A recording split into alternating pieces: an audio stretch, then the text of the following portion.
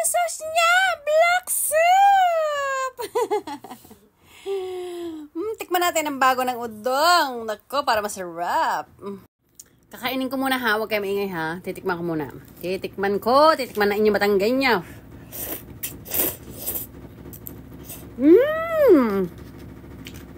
Anak, masarap.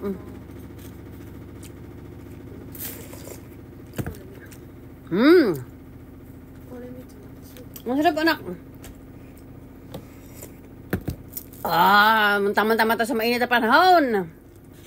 Wala pwede rin panlagay sa 60 kilos. Abay, pagkasarap Wala naman pinagkaiba doon sa original niya na, ano pa to? Yung udong niya na original, ang lasa.